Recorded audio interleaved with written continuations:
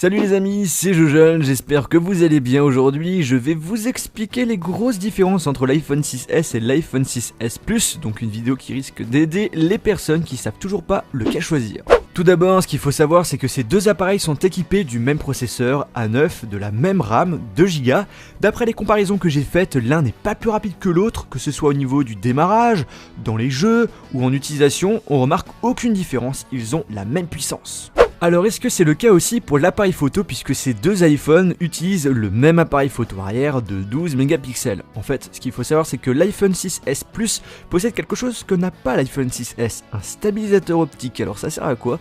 Eh bien ce stabilisateur permet de prendre des photos en ayant moins de risque de flou, mais également de réaliser des vidéos où on ressent moins les mouvements.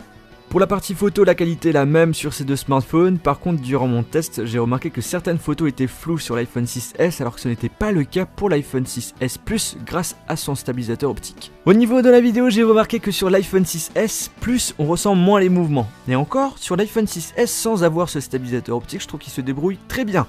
Personnellement et bizarrement au niveau de la netteté de l'image, je remarque que les vidéos en mouvement sont plus agréables à regarder sur l'iPhone 6S que sur l'iPhone 6S Plus où on remarque qu'il y a une sorte de mise au point qui se fait à chaque fois qu'on fait un pas. Alors je sais pas ce que vous en pensez, donc n'hésitez pas à laisser un petit com pour me dire tout simplement ce que vous en pensez.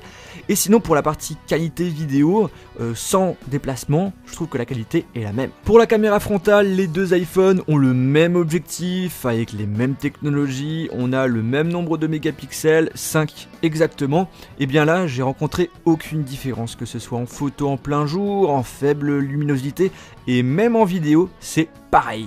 Ce qui les différencie réellement, c'est leur taille. Même si le design est le même, l'iPhone 6S Plus est bien plus grand et bien plus imposant que l'iPhone 6S. La prise en main change donc totalement et c'est surtout sur ce point que vous allez prendre votre décision. L'iPhone 6S Plus en étant plus grand, on a un plus grand écran et une résolution supérieure. Par contre, par rapport à l'iPhone 6S, puisque l'iPhone 6S Plus possède un écran 5,5 pouces avec une résolution Full HD, alors que l'iPhone 6S possède quant à lui un écran 4,7 pouces avec une résolution entre le HD 720 et le Full HD. Donc l'iPhone 6S Plus offre une meilleure résolution que l'iPhone 6S en ayant 80 pixels par pouce par rapport à lui. On a également un meilleur confort d'utilisation pour la lecture, pour les jeux vidéo et lorsque vous regardez des films. Parlons maintenant de l'autonomie. Il faut savoir que j'ai utilisé ces deux iPhones pendant 2 heures non-stop. Je les ai utilisés dans les mêmes conditions. J'ai légèrement plus utilisé l'iPhone 6S Plus, mais la différence est vraiment minime. Et bizarrement, ils ont l'air d'avoir la même autonomie, ce qui n'était pas du tout le cas la dernière avec l'iPhone 6 et 6 Plus. J'ai fait plusieurs tests en laissant des applications gourmandes et certains jeux pendant plusieurs minutes et j'ai remarqué qu'ils perdaient tous les deux le même nombre de pourcentages. Ce qui est assez surprenant puisqu'Apple nous informe que la version Plus est meilleure en autonomie que la version normale. Peut-être qu'une future mise à jour va changer cela.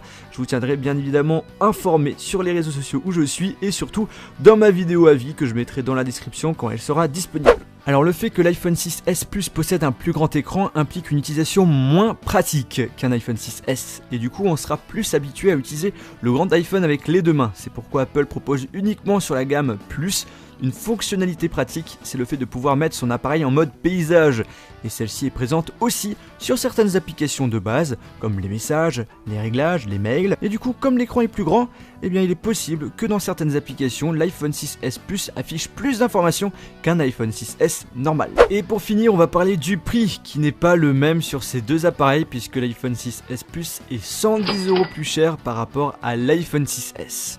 Même couleur, même performance, un appareil photo presque équivalent, une autonomie où il n'y a aucune différence flagrante. Vous l'avez compris, la différence vient surtout de la prise en main, de la résolution de l'écran mais aussi du prix.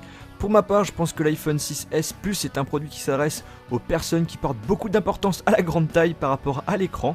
Moi personnellement je trouve que c'est trop grand, pour mon utilisation je préfère privilégier l'iPhone 6S à cause de sa taille, je trouve ça plus pratique. Et bien les amis, j'espère que cette vidéo vous a plu, si c'est le cas n'hésitez pas à mettre un pouce bleu et de la partager à vos amis. Si vous souhaitez voir toutes mes autres vidéos sur le nouvel iPhone, je vous invite à aller dans la description.